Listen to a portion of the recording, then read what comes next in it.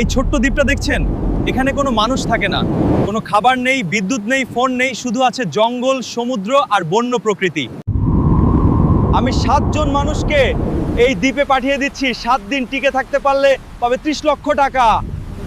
এই 7 জন বাংলাদেশের 7টা আলাদা জগৎ থেকে এসেছে। কক্সবাজারের জেলে রহিম, ঢাকার মেডিকেল ছাত্রী নীলা, চট্টগ্রামের ব্যবসায়ী করিম, এক সন্তানের মা সুমাইয়া, ইউটিউব পাগল তরুণ রকি, অবসরপ্রাপ্ত সেনা কবির আর সিলেটের গৃহিণী পরি। এদের মধ্যে কে টিকে থাকবে 7 দিন? দ্বীপে পৌঁছানোর সাথে সাথে আমি বলে দিলাম এখন থেকে 7 দিন আমরা শুধু দেখব, সাহায্য করব না। তোমাদের বাঁচতে হবে নিজেদের মধ্যে দিতে। প্রথম রাতটাই সবচেয়ে কঠিন।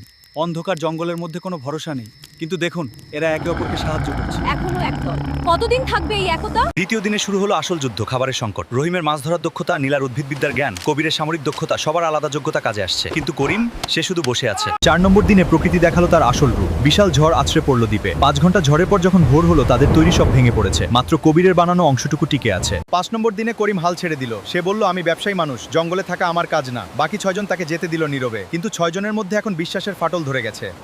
6 নম্বর দিনে আমি নিজে গেলাম দ্বীপে। তাদের দেখে আমার বুক ভেঙে গেল। 6 দিন ধরে লড়াই করে আসা এই মানুষগুলো আর আগের মতো নেই। কিন্তু তাদের চোখে এখনো আগুন। আমি বললাম কাল শেষ দিন, কিন্তু আগে একটা সিদ্ধান্ত নিতে হবে। 7 দিন, 7 জন গিয়েছিল, 6 জন টিকে থাকলো। আর তাই আমি সিদ্ধান্ত নিলাম 30 লক্ষ টাকা 6 জনের মধ্যে ভাগ হবে না।